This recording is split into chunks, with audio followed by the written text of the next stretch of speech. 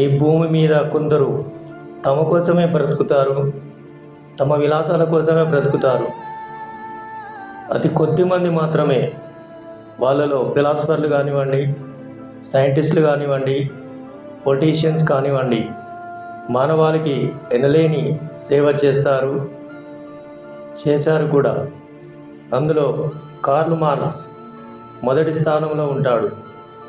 Marks సిద్ధాంతం శ్రామికులను అధికార పీఠంపై కూర్చోబెట్టింది. అటువంటి గొప్ప ఫిలాసఫర్ కార్ల్ మార్క్స్.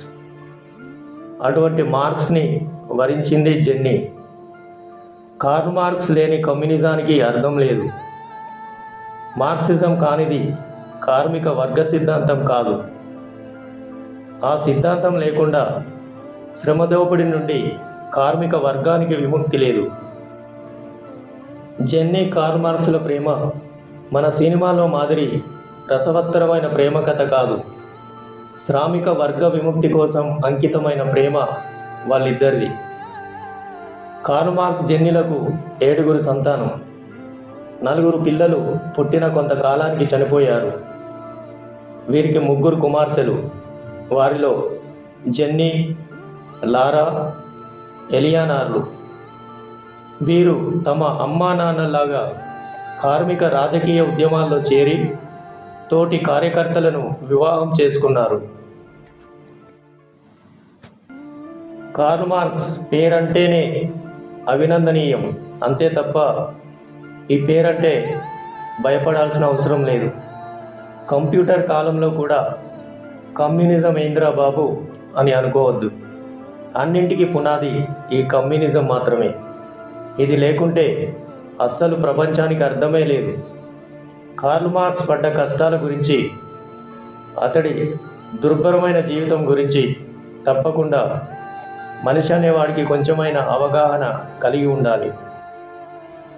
పేదరికానికి నిజమైన అర్థం చెప్పిన వ్యక్తి కార్ల్ మార్క్స్ మాత్రమే. కార్ల్ మార్క్స్ జీవితం మొత్తం పేదరికంలో మగ్గిపోయింది.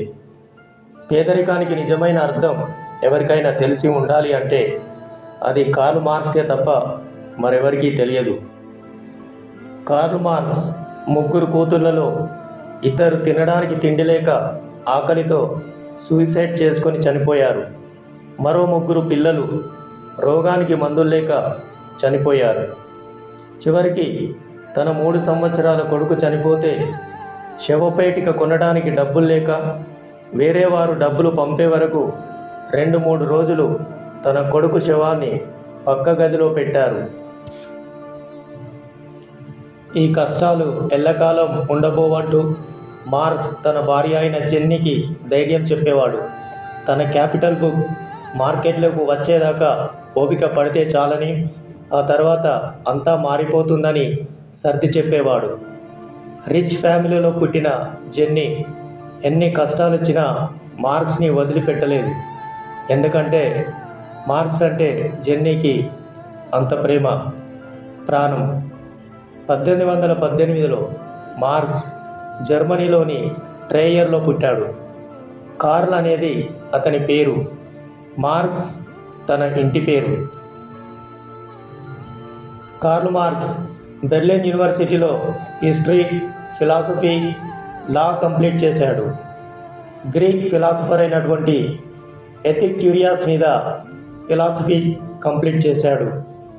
ఇక జెన్నీ ఒక సంపన్న వర్గంలో పుట్టింది. అప్పట్లో జెన్నీ యంగ్స్టర్స్కి కలల రాని అంత అందగత్తె ఆమె.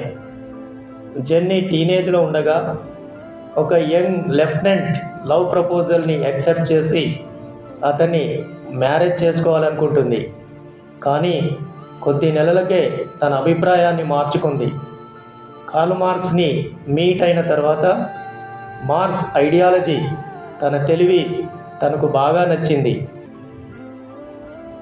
19th సెంచరీ స్టార్టింగ్లో రొమాంటిక్ ఆశయాలతో లైఫ్ స్టార్ట్ చేసిన జెన్నీ ఉన్నత ఆశయాల కోసమే తన జీవితం అంకితమన్న కార్ల్ మార్క్స్కి అన్ని విధాలుగా అండగా ఉండడానికి ఫిక్స్ అయింది.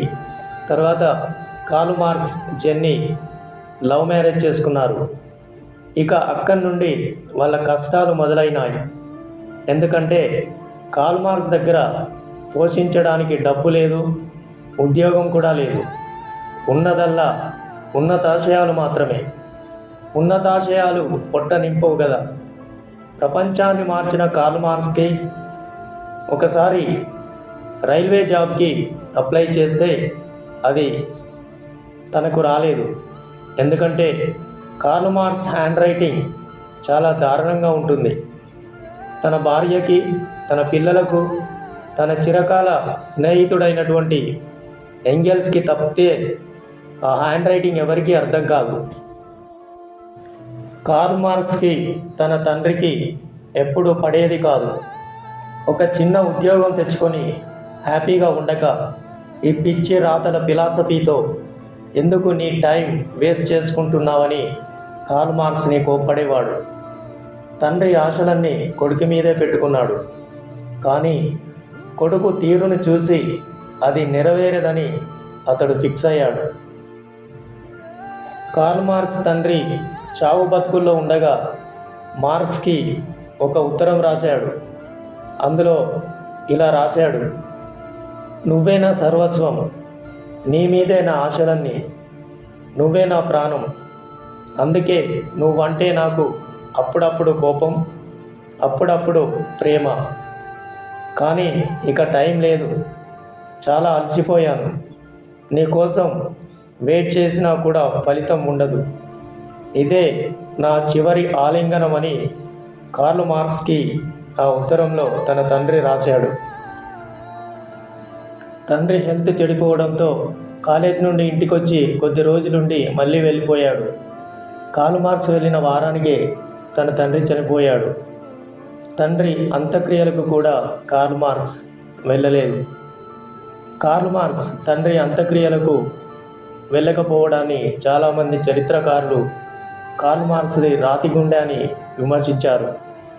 కానీ ఈ సున్నిత గుండెలకు అర్థం కాని విషయం ఏంటంటే అప్పటి వాస్తవాలను అర్థం చేసుకోలేకపోవడం. ఒకవేళ అతను తిరిగి వచ్చిన అంత్యక్రియలు జరిగి 1-2 రోజులు అయ్యేది. కానీ ఎవ్వరికీ తెలియని విషయం ఏంటంటే కార్ల్ మార్క్స్ తన లైఫ్ లాంగ్ తన తండ్రి ఫోటోని తన కోటు జేబులో దాచుకున్నాడు.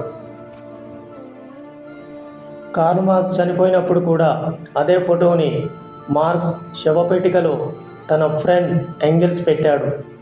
మార్క్స్ అప్పటి వరకున్న ఫిలాసఫర్స్ అందరినీ పిండి పిప్పి చేసి వాళ్ళ సిద్ధాంతాల్లో ఉన్న తప్పుల్ని కనుగొన్నాడు. ఇక బుక్స్ అయితే అతడు బీభత్సంగా చదివేవాడు. బుక్స్ విషయంలో కార్ల్ మార్క్స్ ఏమన్నాడంటే, నేను పుస్తకాలకు బానిస కాదు, పుస్తకాలే నాకు బానిస అని అన్నాడు. అంతలా ఉండేది అతనికి పుస్తకాల మీద ఉన్న అభిమానం. పుస్తకాలని నిరంతరం అతను చదువుతూనే ఉండేవాడు. కార్ల్ మార్క్స్ బాగా రాస్తాడు, కానీ అతని కోపం, ద్వేషం తగ్గించుకొని సింపుల్గా కాస్త హ్యూమరస్గా రాస్తే జనాలకు బాగా అర్థమై ఉండేది. కానీ కార్ల్ మార్క్స్ పదజాలం చాలా భయంకరంగా, సామాన్యులకు అర్థం కాని విధంగా ఉండేది. కార్ల్ మార్క్స్ చాలా డీప్గా రాస్తాడు. అందుకే అతని రాతలు ఆర్డినరీ పర్సన్స్కి అర్థం కాలేదు, అర్థం కావు కూడా. ప్రపంచాన్నే మార్చిన క్యాపిటల్ గ్రంథాన్ని అనారోగ్యంతో, పిల్లల చావులతో, పేదరికంలో ఉండి కూడా 20 సంవత్సరాలు చాలా కష్టపడి రాశాడు. వాళ్ళ పేదరికం ఎలా ఉండేదంటే కార్ల్ మార్క్స్ వైఫ్ జెన్నీ ఒకసారి ఇంటి ఖర్చులకు డబ్బులు అడుగుతూ తన ఫ్రెండ్కి ఒక లెటర్ రాసింది. అందులో ఏముందంటే, తినడానికి తిండి లేదు, అద్దె కట్టడానికి డబ్బు లేదు, ఇప్పటికే ఇంట్లో ఉన్న సామాన్లన్నీ అమ్మేశాం, ఇక అమ్మడానికి ఏం లేదు, పిల్లలకు పాలిస్తుంటే చనుమొనల నుండి పాలకు బదులు రక్తం వస్తుంది, దయచేసి కొంత డబ్బిచ్చి మమ్మల్ని ఆదుకోవాలని ఆ లెటర్లో జెన్నీ రాసింది. అంత భయంకరంగా ఉండేది వాళ్ళ పేదరికం.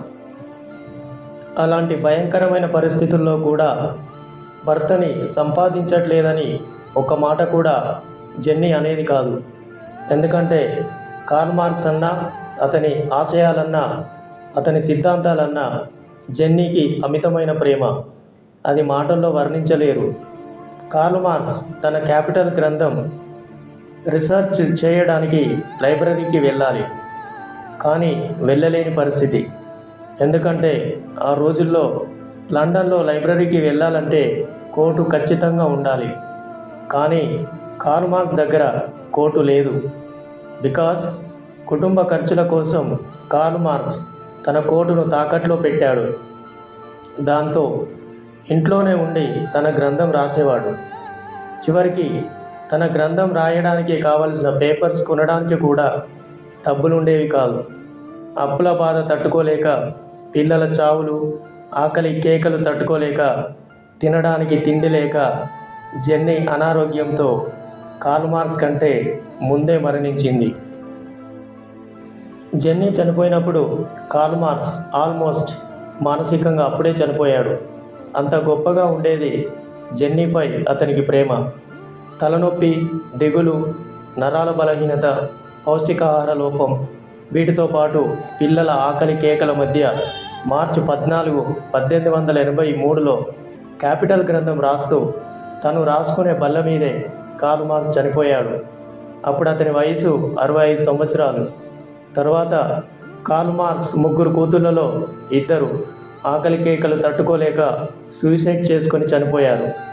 కార్ల్ మార్క్స్ బతికుండగా అతని భావాలు, అతని రాతలు సామాన్య జనాలకు అర్థం కాలేదు. అర్థమైన పెట్టుబడిదారులు అతన్ని అణగదొక్కారు. అతను బ్రతికున్నప్పుడు తన సక్సెస్ని చూడలేదు. ఏ రోజు కూడా కడుపు నిండా తిండి తినలేదు. కనీసం పిల్లలకు కూడా తిండి లేదు. తన కుటుంబం ఆకలితో అలమటించిన తను ఏం చేయాలనుకున్నాడో దాన్నే కార్ల్ మార్క్స్ చేశాడు. ప్రపంచాన్ని మార్చాడు. కార్ల్ మార్క్స్ చనిపోయిన కొన్ని సంవత్సరాల తర్వాత కమ్యూనిజం గురించిన అతని భావాలు రష్యా నుండి ఆఫ్రికా వరకు ప్రపంచం మొత్తం వ్యాపించాయి.